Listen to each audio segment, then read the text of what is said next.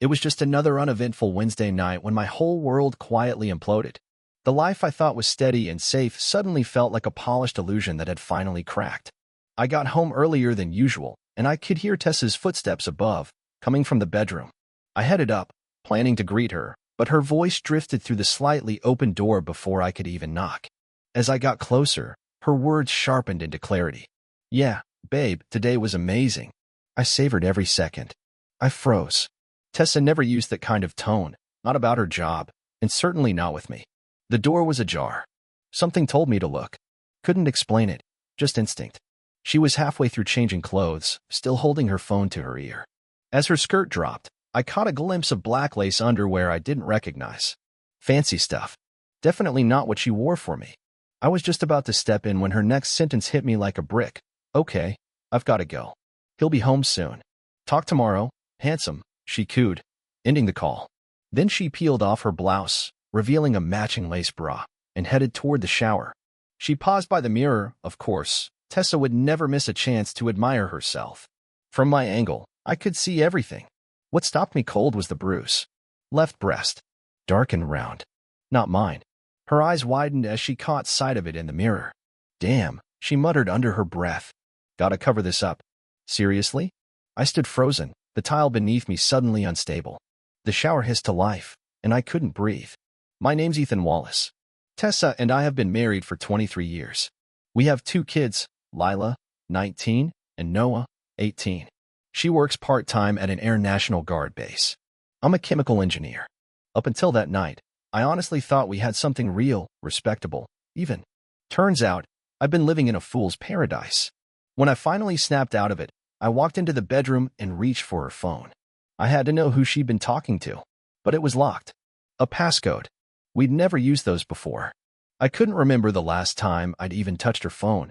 Her blouse lay on the bed, and as I picked it up, a faint scent hit me: shaving cream. Not mine. That was it. That was the moment everything inside me shifted. I stormed into the kitchen, grabbed an old DVR, stuffed the mystery underwear in a Ziploc bag, and hid it in the garage. I set up the DVR in the bedroom, tucking it beneath a tie on the shelf, completely out of sight. Downstairs, her laptop sat open, casting a glow. I tried logging into her email. No dice. Password protected. Another wall. We'd never guarded our devices before. Torn between fury and fear, I left the house. I knew better than to confront her without hard evidence. While she was still in the shower, I called her. "Hey, babe," I said as evenly as I could. "Work's a disaster tonight. I'll grab dinner on the way." Once I'd set things in motion, I headed to a dive bar a few blocks away. The place was falling apart, but quiet enough to think. The bartender, Rachel, was new, young, approachable, mentioned she was a single mom doing what she had to survive. Our small talk was a brief but welcome escape. I got home just before midnight. The house was dead quiet. As I slipped into my robe, Tessa stirred. "You're late," she murmured. "Long day," I replied. "If you're feeling overlooked, I'll make it up to you." She sighed, rolled away from me. "Too tired. Maybe in a couple of days." "Deal." I leaned over. "Good night." "Night," she muttered, half asleep already. I retrieved the DVR and reviewed the footage. After the shower, she'd gone straight to the mirror, poking at the bruise again. Then she changed into flannel pajamas, odd, considering she normally sleeps naked. I saved the clip, wiped the device, and nudged the thermostat up 4 degrees. Let's see how long those pajamas last. By Thursday morning, I was out the door early, dodging any awkward breakfast chats. I called work to say I'd be late and rang Calvin, a friend who'd been through hell when his wife cheated. Now I was standing on the edge of my own personal abyss. "Calvin," I said when he picked up, "I think Tessa is having an affair. I need help." "Jesus, Ethan. I'm so sorry. Come over. We'll figure it out." An hour later, I left his place with a plan and 5 tiny digital recorders, the same kind he used to catch his ex. Back home, I planted 4 recorders around the house. I kept one aside for her car. While snooping through her closet, I discovered clothes I didn't recognize. Flashy. Tight. No way these were for work. In one drawer, I found lingerie ripped, torn like it had been yanked off in a hurry. Just looking at it made my stomach twist. Later that day, I left her a voicemail. "Hey babe, still slammed at work. Don't wait up." That evening, I snuck the last recorder into her car, waited until she was asleep, then went over all the recordings. So far, nothing. But I could wait. This was going to take time. By Sunday, after breakfast with the kids, I cut the Wi-Fi and left a note. Breakfast is in the microwave. Out back cleaning the yard. 2 hours later, she came stomping outside, clearly irritated. Ethan, the Wi-Fi's out. Inside, I pretended to tinker with the router as she hovered nearby, fidgety and annoyed.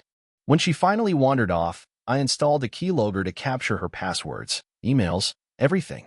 Once it was in place, I reconnected the internet. Fixed, I said, showing her the screen. But your hard drive's a bit sluggish. Hit this tonight, it'll clean things up. Her face lit up. Thanks, big guy. How can I make it up to you? I grinned. Wash my car. Her smile dropped. Not the response she'd hoped for. I gave her a peck on the cheek and walked away, reminding myself to stay cool. She couldn't know what I was doing. Not until I had undeniable proof. That evening, we had a movie night with the kids.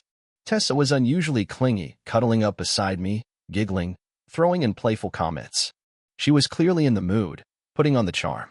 About halfway through, I excused myself, saying I needed a drink. What I actually grabbed was one of her sleeping pills. That thing usually knocked me out in under an hour. 15 minutes later, she nudged me. Hey, don't fall asleep, she whispered. I stretched, gave a long yawn. I'm wiped, I mumbled, calling it a night. She didn't hide her disappointment, especially when the kids begged to watch another movie. I headed upstairs and collapsed into bed, completely out within minutes, not knowing how much worse things would get the next day. Sunday was supposed to be my one morning to sleep in, but I woke at 5 a.m. with my chest tight and my mind racing. Just the thought of being near Tessa made my skin crawl. We had a usual routine, morning cuddles, small talk, but I couldn't fake it this time. Quietly, I shut off her alarm, slipped out of bed, and crept downstairs. I booted up my laptop, careful not to raise any red flags. If I started avoiding her outright, she'd catch on. While the keylogger kicked into gear, I set a password on my own computer, one she wouldn't guess. I opened the hidden folder I'd set up earlier and found over 500 stored emails. 2 from 6 months ago jumped out, both from someone named Derek Moreno. The tone at first glance? Professional. But something felt off. I dug deeper. Filtered the inbox by sender. For months ago, there it was, a message titled, Hey Beautiful. Not explicit, but definitely personal. Flirtatious, even. I looked up the domain, some private registration with no actual website. Pretty sketchy.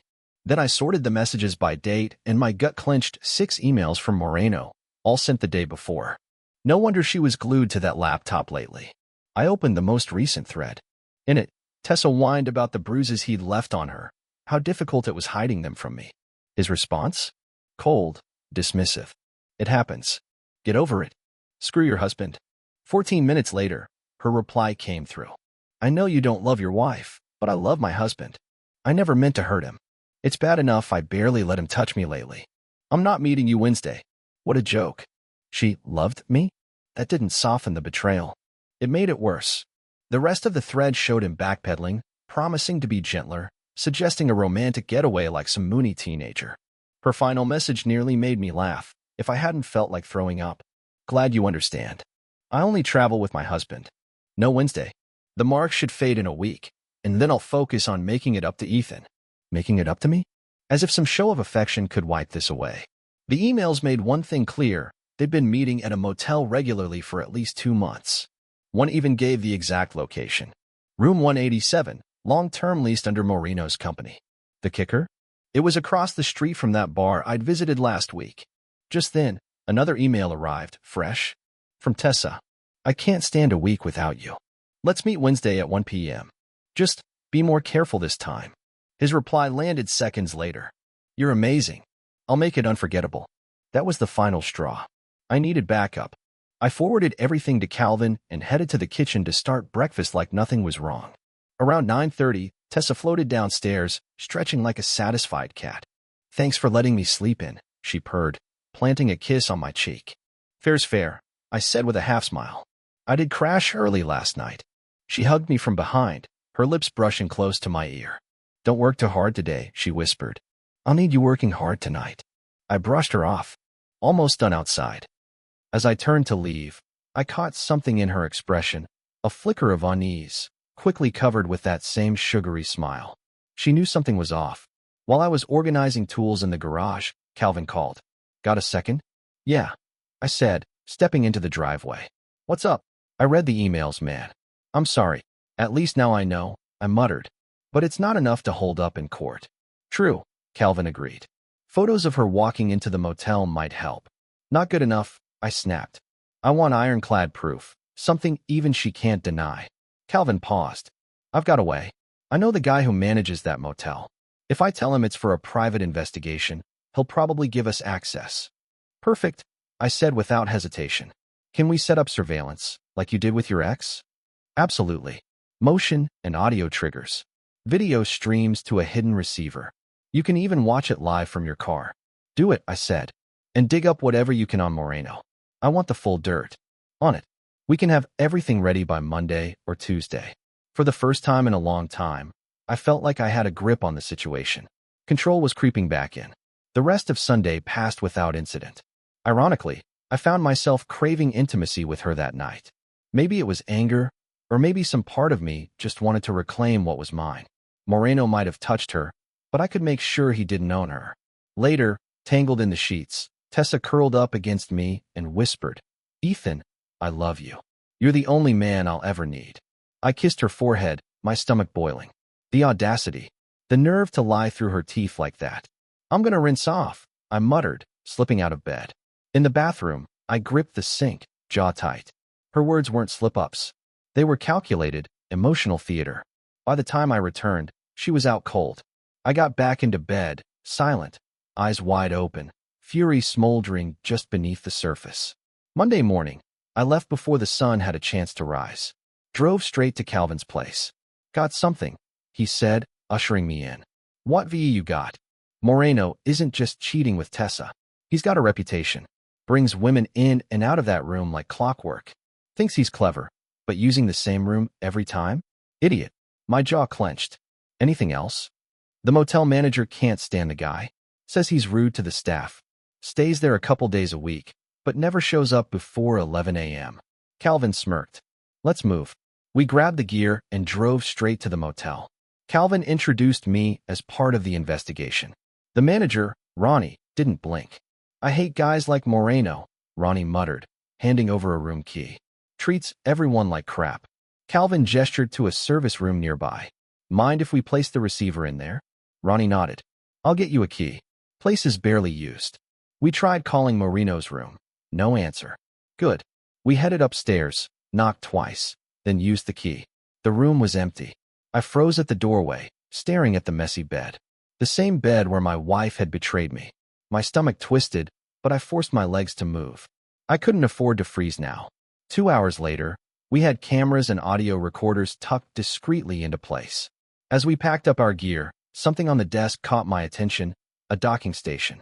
Check this out, Calvin, I said, pointing at it. Looks like he brings his laptop here. Calvin nodded, narrowing his eyes. If he leaves it while grabbing lunch, I can sneak in and load spyware. Won't take more than a minute.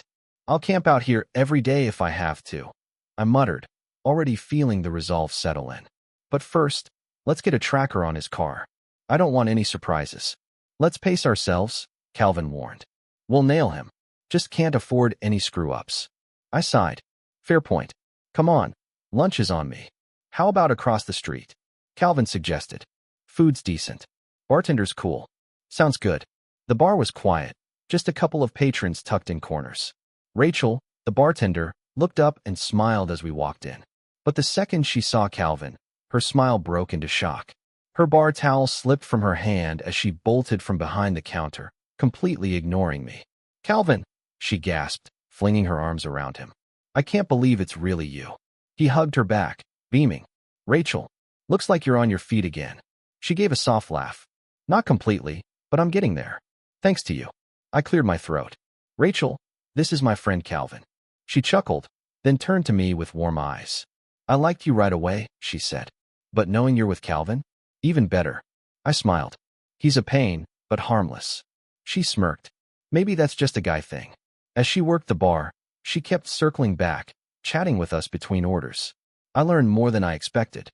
Rachel had been saving for medical school, hoping to start in 5 months. The way she talked, it wasn't just a dream, it was a mission. Her grit was admirable. By 2 p.m., the place had emptied out. Just the three of us remained. Rachel glanced around, shrugged. Slow days mean no tips, but at least I get some study time. Talking with you two? Nice change of pace. We kept it light, but then her tone shifted.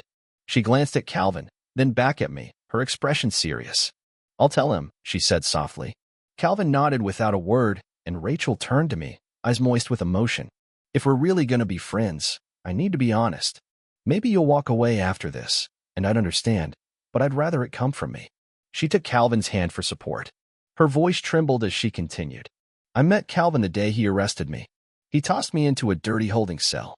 I totally broke down when I spotted the camera. I thought he didn't care, just locked the door and walked away. She paused, lips quivering. But then he came back. I was sitting there sobbing. He stood in the doorway, started yelling. Told me I was throwing my life away, called me an idiot. No one had ever said anything like that to me before, and it hit hard. She took a deep breath. I collapsed onto that filthy mattress and cried like a kid. And Calvin? He sat down next to me and asked one word. Why? Her voice softened. And I told him everything. I don't even remember how long I talked. He didn't interrupt once. When I was finally done, he squeezed my shoulder and left. Locked the door again. I sat there alone for 14 hours. She looked at Calvin again, tears in her eyes. The next morning, he took me to court. My lawyer barely spoke, just went through the motions. The judge was ready to throw the book at me. I was a repeat offender. No question, I was guilty. But then Calvin stood up. Full uniform. Calm. Said prison wouldn't help me, but rehab might. She gave a half laugh, shaking her head. Everyone froze. And this judge, who was ready to bury me, suddenly hesitated. He gave me a choice, 90 days in rehab or 4 years locked up if I blew it. Her eyes glistened. I didn't hesitate. I took the rehab. I've been clean ever since. Rachel stepped back, voice quieter now. I'm not on the streets anymore. Still working here, trying to keep things together for me and my daughter. Saving up for school. If that changes how you see me, I get it. Before she could say another word, Calvin and I both moved in and pulled her into a hug. As long as you keep fighting, I've got your back, Calvin said firmly. I nodded. I'm glad we met, Rachel. You've got a friend in me. She held us tight, tears rolling silently down her cheeks. That evening, Tessa breezed in with Chinese takeout, wearing that same practice smile. She leaned in for a kiss, but I sidestepped, taking the bags instead. Perfect timing, I said. We're starving. Her smile flickered just slightly, barely enough to notice. Why don't you change while I set the table? I offered casually. Her face paled. She hesitated, then gave a weak nod and slipped away to the bathroom. Dinner was awkward. The kids sensed the tension but didn't say a word. Tessa barely ate, tossing out half-hearted conversation starters I mostly ignored. Then it hit me, I was playing this all wrong. Sunday night had been emotional for her, and my cold shoulder now would only tip her off. I forced a smile. Sorry. Work's been a nightmare. Let's hit reset. How was your day? Her relief was instant. She launched into stories about errands, boring office gossip, like everything was perfectly normal. I nodded. I smiled. I played the game. Later that night, after she'd gone to bed, I reviewed the recordings. Nothing new. I turned up the heat a few degrees, brushed my teeth, and slid into bed, facing away from her. Good night, sweetheart, she murmured behind me. Without turning, I asked, flannel? Again? It's not even cold. A pause, then a quiet reply. Just been feeling chilly lately. I rolled over and pulled her close. Her skin was clammy, slick with sweat. You feeling okay? I asked, masking my suspicion with concern. Not really, she whispered. My hand traced lightly across her chest, brushing over the place where the bruise used to be. I can think of a few ways to warm you up. She stiffened. Ethan, I'm sorry. I'm just exhausted. I let go. Okay. She curled up against me, murmuring, last night was incredible, but today drained me. I've got an easy Wednesday. Let's do something special. Sure. I replied, voice flat. Tuesday morning, I was gone before the sky even lightened. Around mid-morning, Calvin called. Tracker's live, he said. GPS is live. I tagged Moreno's car last night. Here's the login, Calvin said. I pulled it up immediately. His vehicle was parked on the other side of town. Perfect. I called in a quick excuse to my boss and sped home to check the recorders. The first clip hit harder than I expected. Tessa was on the phone with her friend Brittany, her voice practically glowing. Ash, I had the most incredible sex this weekend, she gushed. Brittany giggled. With Derek. No, Tessa said, her voice softening into something dreamy. With Ethan. Sunday night. It was amazing. Like, better than anything we've had in years. What changed? Brittany asked, actually sounding interested. Tessa paused. Nothing, really. We didn't try anything new. It just worked. The way he touched me, held me, it was perfect. Brittany teased her. Better than Derek? Tessa didn't miss a beat. Oh, absolutely. Ethan makes love to me. I feel safe. Derek? He's just sex, exciting, sure, but I'd never want Ethan to treat me like that. Brittany laughed knowingly. That's the thrill, though. The wildness. Then Tessa dropped a bomb. That's why I started seeing Tyler Quinn last year. Tyler Quinn? Another one? My brain reeled. So Derek wasn't her only side piece. And Brittany? She was cheating too. For a second, I wondered if I should tell her husband, Logan. Would it crush him the way this was tearing me apart? But then again, hadn't I already judged him, thinking he must have known and stayed silent? No. He deserved to know, just like I had. I decided right then, Logan would get that recording. But only after I finished with Moreno. Brittany's next call came early Tuesday. This time, her tone was gentler, more cautious.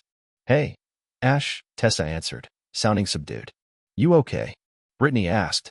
You sound off.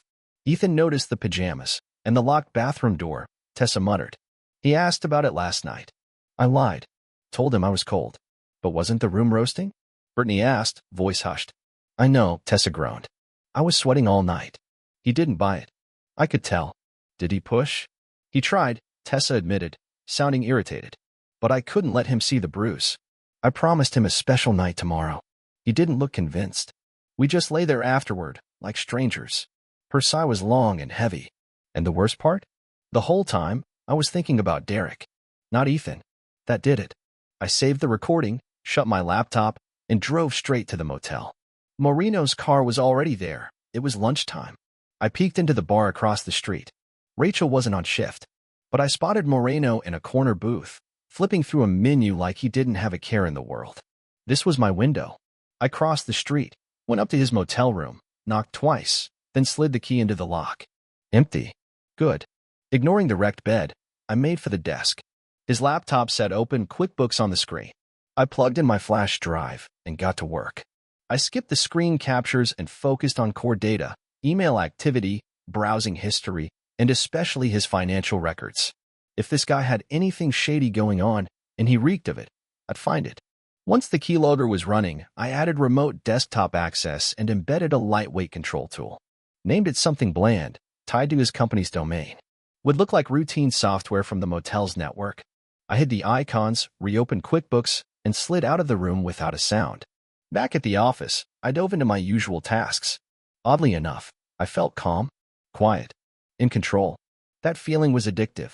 That night at home, I was almost cheerful, helping the kids with their homework, chatting casually with Tessa like everything was fine. At first, she looked guarded, waiting for the other shoe to drop. But the longer I kept up the act, the more her nerves faded. Around 10, she stretched and gave a soft smile. I'm heading up, she said. All right, I replied. I still on my laptop. Got a few things to finish. I'll see you in the morning. Yeah, I thought. Rest up. You've got a date with your lover tomorrow. There were still hours of recordings and spyware logs to review. But not tonight.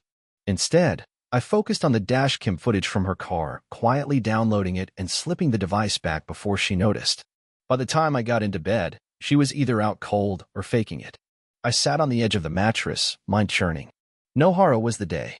I'd finally see everything I needed to.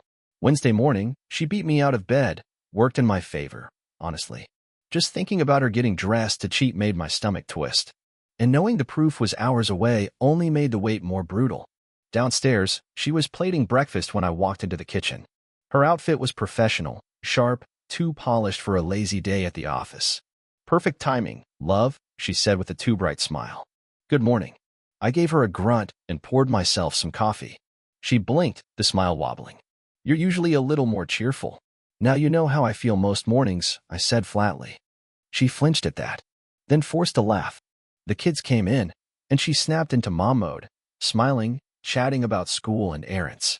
I stayed quiet, watching her steal glances at me, nervous ones. When she finally brought my plate over, she paused. "Ethan," she asked carefully, "is something wrong?" I shrugged. Hard to say. Without warning, I pulled her into a tight hug. She melted into it, letting out a soft breath. "I love you," I whispered. "I can't imagine life without you. There's no woman I'd rather make love to." Her heartbeat quickened. "Of course, Ethan. I love you too," she said, voice trembling. "I'll prove it tonight. I'm going to wear you out." I pulled away and walked out the door without saying another word. Straight to the motel. I downloaded the footage, then headed home by 9 a.m., thoughts racing. How the hell was I supposed to play happy husband knowing what I was about to see? As the surveillance files transferred, I paced the house, trying to keep my emotions in check. Just the idea of being near her that evening made my skin crawl. So I started with Moreno's laptop logs instead. And just like that, the picture started to come together. He ran 3 companies. All of them sold inflated goods, way above market price, to government agencies, military outfits, and major corporations. He was a con artist in a tailored suit, and a womanizer to match. According to emails, he was juggling 5 affairs. Tessa was just one in a rotation. I copied everything: his QuickBooks files, login credentials, flagged documents. His corporate credit card reports were a goldmine: 6 different cards, each with full account numbers sitting right there in the expense reports. I shifted my focus to Moreno's phone logs, and one call immediately jumped out. A heated conversation with someone from the base, an employee complaining about duplicate serial numbers on shipments. Moreno didn't bother with tact. "Fix it," he snapped. "The new audit system's a damn nightmare." Then came a conversation that laid his corruption bare. A desperate supplier was pleading for a contract. Moreno let him ramble before finally cutting him off. $5,000 in cash gets you 100 in sales," he said flatly. "Just raise your prices 2%. That'll cover it." The supplier hesitated. "How do I get you the money?" "I'll give you a drop point," Moreno replied. 2 days, and your proposal clears." And then came the call that truly set me off. Someone from the base's purchasing office handing Moreno confidential bid information. Classic insider trading. Blatant. Brazen. Of course, there were personal calls too. Tessa's voice appeared in one recording, sounding far too affectionate for a married woman. Even after all I'd uncovered, hearing it still hit like a sucker punch. I compiled everything. Video, audio, documents, one folder for Moreno, one for Tessa. Backups for each. It was time to bring Calvin in. When he picked up, I laid it all out. No dramatics, just facts. He was quiet for a beat. Then he exhaled. "Ethan, this won't hold in court, but it's going to make our job a lot easier. We've had our eye on procurement issues at the base for a while now: missing shipments, duplicate parts, shoddy inventory. This helps. You need to see it all for yourself," I said. "Can you come to my office?" "No. Meet me at my place, 3 o'clock. We'll go through it, then get wrecked over dinner." His tone shifted, harder now. "I'm driving. You're drinking. Deal." That was the plan: drown the day in whiskey and avoid Tessa until morning. But then it hit me. It was almost 1 p.m., Tessa's little rendezvous window with Derek. I called her cell. Straight to voicemail. Of course, she wouldn't answer now. I left a short message, heading to Calvin's. Back late. With time to spare, I checked Monday's footage. Around 9 a.m., Moreno greeted a new woman with a kiss. They barely made it into the room before hitting the mattress. I saved the clip. Tuesday was worse. 2 different maids. One in the morning, another in the afternoon. Same pattern. I copied those 2.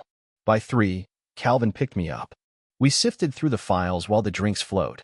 Time blurred. The last thing I remembered was the burn of gin and Calvin saying something about justice. Thursday morning, I woke up around 9, head pounding.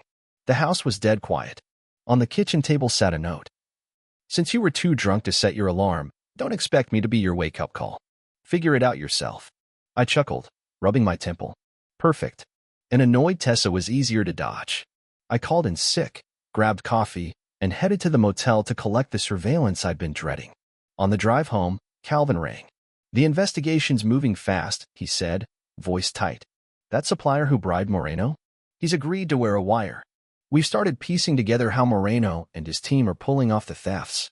Preliminary reports already in the base commander's hands." He paused. "Military police will hit Moreno's office, his motel room, and his home probably within 10 days. Make sure you wipe your keyloggers." "Already done," I said. Good. One more thing, Calvin added. We traced the leak. The one feeding him internal bids. It's coming from the purchasing office. He hesitated. Tessa is now on the list of persons of interest. I almost laughed out loud. That's absurd. Tessa isn't a thief. Then I stopped. Hadn't I once believed she'd never cheat? Swallowing my rage, I said I'd follow up tomorrow. Back home, I went straight to the footage. Hours of nothing until 12:30 p.m. Hard hammering, I hit play. Moreno came in first, swinging the door open. Seconds later, Tessa entered. No hesitation. They fell into each other, mouths hungry, kissing like they were in high school. Take it easy this time, she whispered, lips brushing his.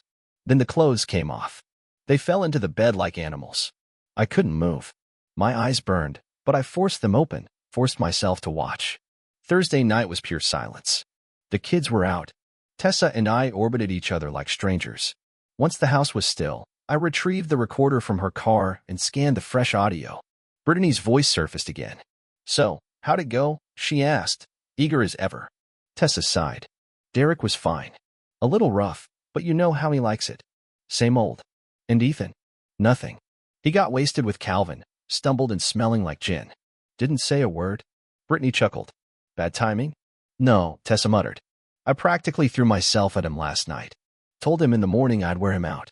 He didn't bite. Left without even a kiss. Think he suspects anything? Please, she scoffed. I only meet Derek when Ethan's working. If anything, he's sulking because we haven't been intimate much. This is just his passive-aggressive punishment. I saved the audio and leaned back. Let her believe whatever made her feel safe. The longer she felt secure, the better it worked for me. That night, she brushed against me more than once, lingering touches, soft sighs. I stayed cold, emotionless. When I finally crawled into bed around 2 a.m., she was already snoring. Nice try, Brittany. Wrong again. Friday morning, I skipped breakfast, skipped eye contact. After work, I swung by the motel with my detection kit and grabbed the newest footage. Back home, I transferred the files to an encrypted drive. Then I ran the test. Positive. No surprise there. Reviewing the video was torture, like reopening the same wound over and over. Then one clip stopped me dead. Rachel, my bartender friend, entering Moreno's room. He handed her a stack of cash. She followed him to the bed without hesitation. Rachel, I just stared at the screen, numb. Two more clips stood out. One showed Tessa giggling through a phone call with Moreno, flirting shamelessly before scheduling another meetup. The other? Harsher. Colder. She walked into the room, kissed him hard, and then dropped to her knees without a word. No tenderness. No build-up. Just a transaction. I saved everything sorted, labeled, locked down, and called Calvin. Emergency, I said. We need to talk. Come to my place, he offered. Too risky. Tessa could walk in any second. Meet me at your office. 10 minutes later, I handed Calvin a flash drive. 3 files. First one's the worst. I'll wait in the car.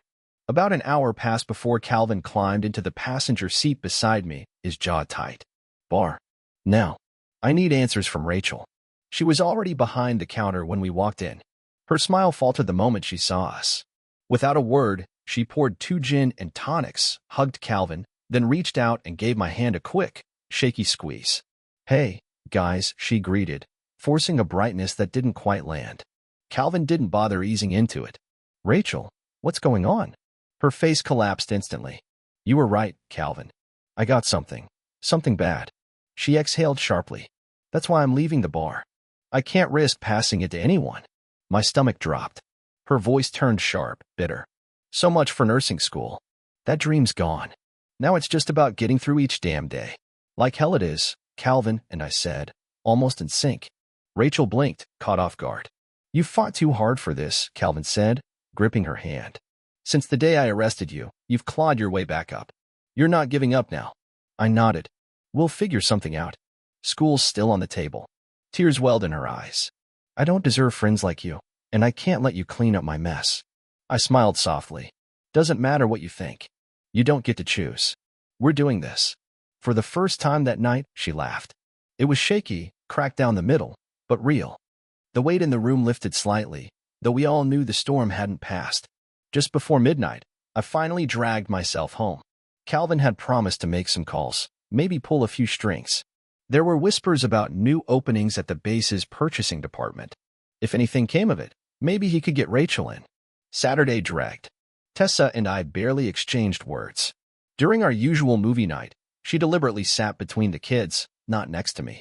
That smug little smirk on her face said everything. She thought she was winning. She went to bed early, giving me full access to the latest recordings. Most were uneventful until I spotted a fresh email from Moreno. Thanks for Friday. Can't wait for Wednesday. Sunday didn't feel much better. That night, I watched her change into pajamas behind the closed bathroom door, still hiding. Still trying to keep up appearances. She knew, even if she wouldn't admit it, the foundation of our marriage had already cracked. Maybe she thought she could still patch it. She climbed into bed with exaggerated roughness, like she was making sure I'd feel it. I didn't move.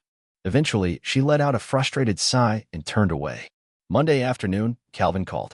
Everything's in place. The raid hits next Monday. You think you can wait that long to confront Tessa? Yeah, I said, grinding my teeth. I'll tell her I've got a work trip. Wednesday to Sunday. Smart. Keep playing it cool. That night over dinner, I casually brought up the trip. Flying out Wednesday morning. Should be back late Sunday. Lila frowned. Another one? You were gone last month too. Noah chimed in. Seriously, Dad. Do you have to go? I shrugged. It's work. If I could stay, I would. Tessa barely reacted. No surprise. No sadness. Just indifference. Tuesday dragged in a haze of tension. I packed a small bag, checked the house, and waited until everyone was asleep before scanning the latest recordings. One conversation stood out, Tessa on the phone with Brittany. Ugh, Brittany, she snapped. Ethan's ruining everything. Derek or Ethan? Brittany asked, sounding confused. Ethan, she growled. We've either been fighting or ignoring each other. Now he's leaving for 5 days. How the hell am I supposed to juggle both men in one day? Damn, Brittany muttered. Tessa, forget the fantasy. Fix things with Ethan before you torch everything. Tessa sighed dramatically. I know, but if he'd stop acting like an a-hole, I'd blow his mind. Why does this have to be so damn complicated? Unreal. I was the problem? Classic. I saved the recording. Wednesday morning, I left as if heading to work. By noon, I was checked into a room directly above Moreno's. 2 laptops hummed on the desk, one streaming live feeds, the other capturing everything to storage. At exactly 1 p.m., Tessa's car pulled into the lot. She grabbed her laptop from the passenger seat and headed straight to room 187. I switched to the live feed. She knocked. Moreno opened the door, grinning like a teenager. They kissed right there in the doorway before she stepped inside. Hang on, she said, brushing past him. Let me check my email first. They sat at the desk, working in silence for 10 minutes. Then she shut the laptop and smiled. All done. Moreno didn't waste a second. Good. Now for the real reason you're here. Clothes flew. I muted the feed, stomach twisting, and turned to my second laptop. While they were busy, I remotely accessed both their devices, digging into drives, opening cached folders, collecting everything I could while the clock ran. By 5 p.m., they started to stir, giving me nearly 4 full hours of uninterrupted access. As they woke, I quickly logged off, leaving only the live stream running. Tessa sat up, blinking at the clock. Derek, it's after 5, we dozed off. He groaned and rubbed his eyes. Damn. I told my wife we'd have dinner tonight. She swatted his arm. Don't bring her up. I hear enough about your family. Don't act like you don't have a choice. He pulled her close. You're part of my life too. Her voice dropped. I chose to be here, didn't I? But I do love my husband. I can't risk losing him. I have to fix things at home. Moreno nodded. Same. My family's everything. Then, as he stood, he winced. Damn, my shoulders are on fire. Tessa gasped. Oh no. Derek, I scratched you. I didn't mean to. He cursed under his breath, checking the mirror. Jesus, Tessa. You really tore me up. Tears pooled in her eyes. I'm sorry. We just lose control sometimes. Apparently, Moreno muttered, tugging on his shirt with a wince. Let's get dressed. I've got to head out. They got dressed in a hurry. Before she left, Moreno leaned in, kissed her cheek, gave her waist a squeeze, and whispered, See you soon, beautiful. Tessa smiled, kissed him back, then walked out like nothing had happened. From my room above, I watched her shuffle across the lot. To anyone watching, she looked like someone clocking out from a long, exhausting shift. But I knew the truth, and she'd pay for every second of it. Thursday and Friday blurred into each other. days filled with work and quiet plotting. I kept everything moving forward, balancing the job that paid my bills with the investigation that was rapidly closing in on its end. Thursday afternoon, another intercepted call lit up my screen. Tessa's voice, tighter than usual. "Derek," she began, her tone frayed. "This has been fun, but I can't keep doing it. I'm ending it." "What?" Moreno snapped. "Why now?" "It's getting messy," she replied sharply. "Ethan's growing distant. I won't risk my marriage for this. We're done." They bickered for a few minutes, Moreno grasping, Tessa stone cold. Eventually, he sighed. "Fine. Talk soon." "No," she said quietly. "Goodbye, Derek."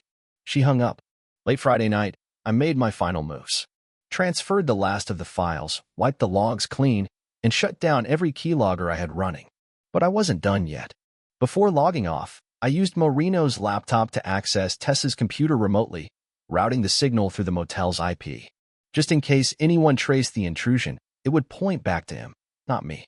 As one last nail in her coffin, I forwarded every single one of Moreno's active bid proposals to Tessa's work email from Moreno's machine. To an investigator, it would look like she'd been receiving confidential documents from inside a procurement scheme. Sunday afternoon, I returned to an empty house. I gathered all the voice recorders, wiped them clean, and packed them, along with the one from Tessa's car, for Calvin. After unpacking, I poured a stiff drink and sat in silence, letting the tension bleed out. Not long after, Tessa and Lila returned from the store. Noah wandered in to help unpack the groceries. The whole evening passed in strange, strained calm. Nobody mentioned my so-called business trip. Not even Tessa. Monday morning was a disaster from the start. I couldn't focus on anything until the phone rang at 11 a.m. It was the family doctor's office. "Mr. Wallace," the receptionist said, sounding far too serious, "Dr. Grant needs to see you immediately." My stomach nodded. "What's going on? What's wrong?" She hesitated. "He'll explain everything. Can you come in today?" "Yeah," I said quickly. "I'm on my way." Dr. Grant was waiting when I arrived. His expression was tight, mouth a grim line. "Ethan, I need to run some tests." "It's important." "Tests for what?" I asked, my voice already rising. "Just tell me." He sighed and took off his glasses. "Your wife came in this morning. Said she wasn't feeling well. The lab work came back showing she has 3 STDs. I went still. She claimed you were her only partner," he continued. "So naturally, we assumed." "Test me," I said, cutting him off. My voice didn't sound like mine. It was too calm, too hollow. The staff wouldn't meet my eyes as they drew blood. The needle felt like a spike. I sat motionless the entire time. An hour later, Dr. Grant returned, holding my results. "Ethan, you're completely clean," he said. "I owe you an apology. Your wife clearly hasn't been honest." I let out a breath, slow and sharp. Rage simmered just beneath the surface. "Thanks, document. We haven't been intimate in weeks. Now I know why." He handed me the paperwork just as my phone buzzed. "Lila." I answered instantly. "Lila? What's wrong?" She was crying. "Dad. Mom told us you cheated. That you gave her an STD. How could you?" My grip tightened. "Lila, listen to me. I'm standing in the doctor's office. I'm clean. Dr. Grant is here. Talk to him." Without hesitation, I passed the phone to him. "Lila, this is Dr. Grant," he said gently. "Your father tested negative for everything. He did not infect your mother."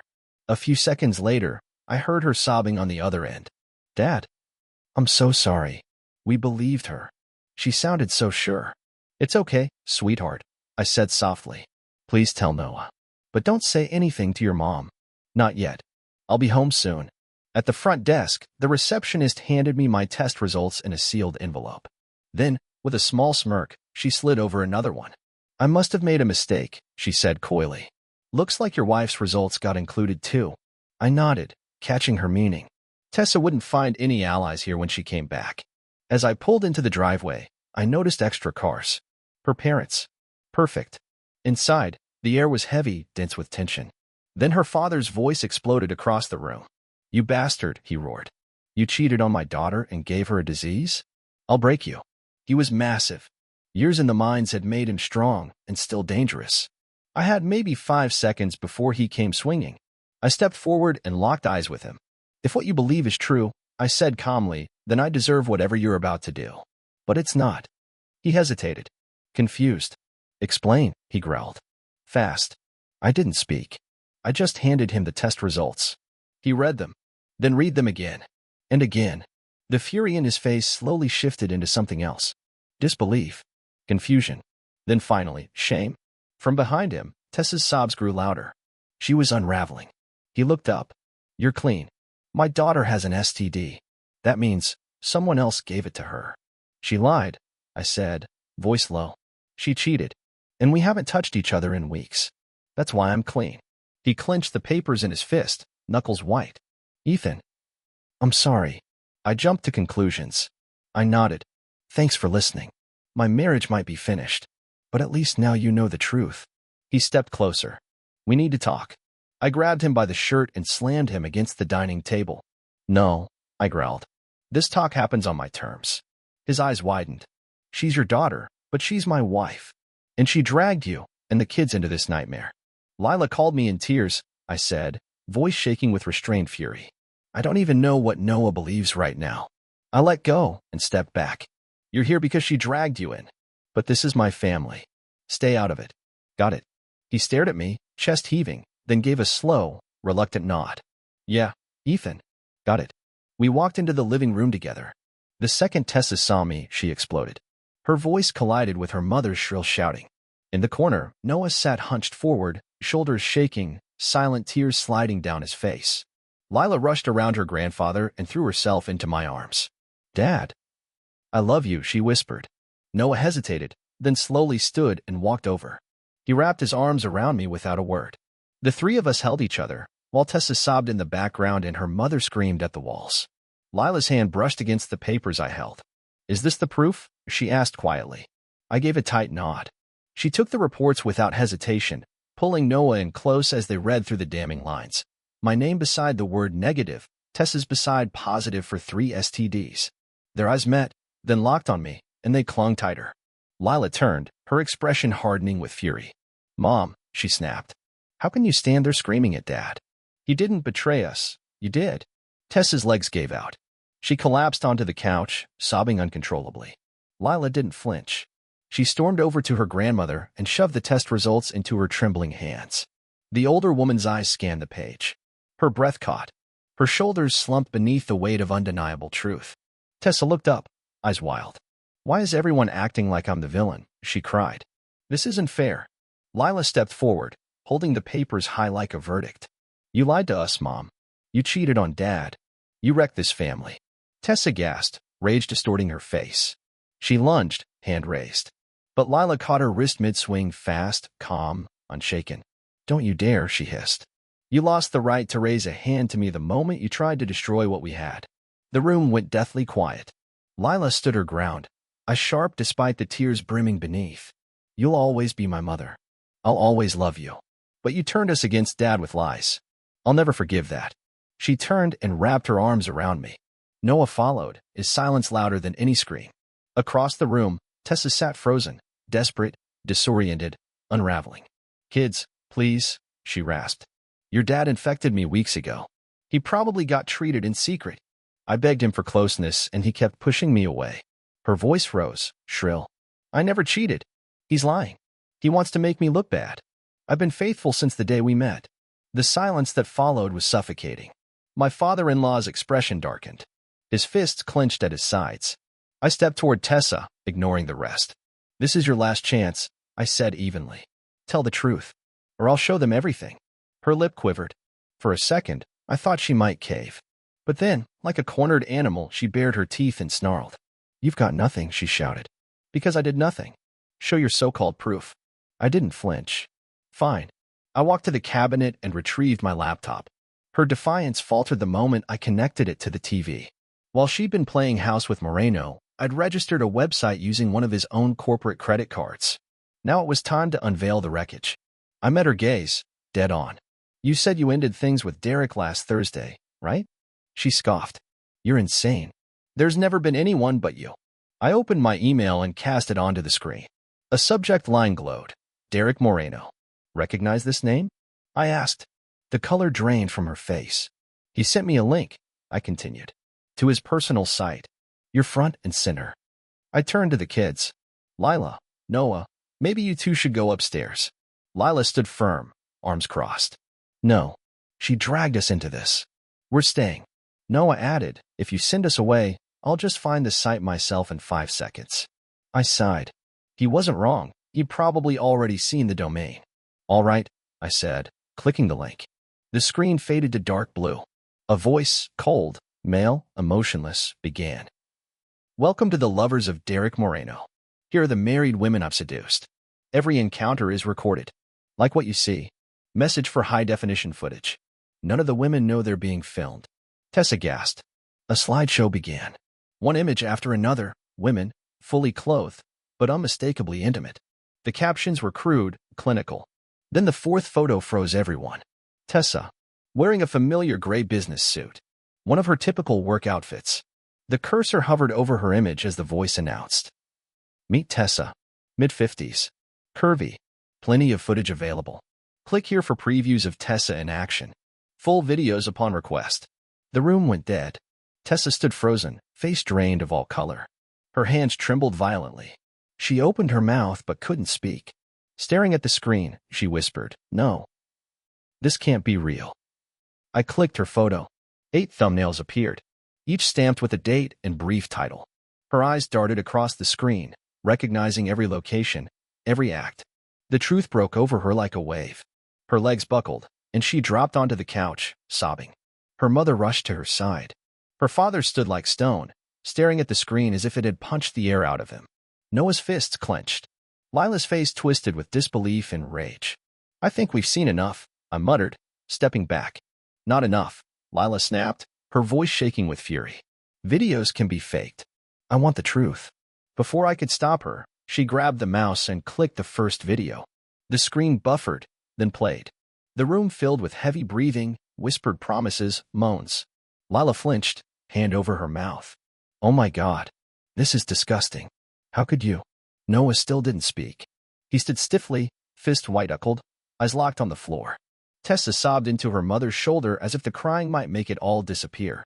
Determined, Lila clicked the second video. Then the third. Tessa's wailing grew louder, raw and painful, the weight of her deceit finally caving in on her. Just as Lila reached for a fourth, I caught her wrist. Enough. She froze, then slowly nodded, tears streaming down her cheeks. She collapsed into my arms. Noah followed, silent and solid. Across the room, Tessa clung to her mother, broken beyond repair. Her father stood helpless, eyes still locked on the now-frozen screen. After a long silence, I finally spoke. Why? Tessa choked on her own sobs. I don't know. I'm sorry, Ethan. God, I'm so sorry. I let out a breath I didn't realize I'd been holding. Then I turned to Noah. Take the keys. Get some air. Dinner's on me. He nodded. We're good. Lila wiped her face. Just grabbing my purse. Once the kids left, I turned to face Tessa and her parents. I'll be back in 30 minutes, I said, turning toward the door. Tessa, we need to talk, all of you. I nodded at her parents. Stay. She's going to need you. Outside, I wandered aimlessly. The cool evening air didn't soothe me, it cut through me, sharpening my thoughts like glass. Rage and clarity mingled in the quiet streets. By the time I returned, the house felt wrong. Still, hollow. Everyone was gathered at the kitchen table, their faces pale and drained. No one spoke. Tessa stood as I walked in. Her eyes were swollen, red-rimmed, her voice trembling. Ethan, thank you for coming back. I nodded, motioning for her to sit. We've got a bigger problem. She froze. I leaned forward, hands flat on the table. Moreno was arrested this afternoon. Her breath caught. Calvin's investigation cracked the whole thing wide open. Fraud. Blackmail. Kickbacks. The operation collapsed. The silence that followed was suffocating. Tessa blinked rapidly, fresh tears building. Her parents remained stiff, unmoving statues carved from stone. They raided everything, I said. His companies, his office, the motel room. 2 more people went down, one from logistics, another from procurement. I stood slowly, locking eyes with her. And there's more. She stiffened. Calvin found emails. From your account. Messages that leaked contract details and bidding info directly to Moreno. Her head snapped up, panic in her eyes. That's not true. Ethan, I didn't do that. Her mother's voice cracked from the end of the table. After everything, how do we believe you now? Tessa broke into sobs again. I sighed, every breath heavier than the last. You're not under arrest yet. Because you're my wife, Calvin bent the rules. Bought you time. But if you're not in his office tomorrow morning, they'll issue a warrant. I leaned in, voice quiet but cutting. And if you're guilty, you're looking at federal charges. She screamed, a raw, desperate wail that rattled the walls. I didn't do it. Ethan, I know I lied. I cheated. I don't deserve forgiveness. Maybe I should be in prison for everything else, but I swear, I didn't leak classified files. I studied her face, looking for even a flicker of deceit. Was this another performance?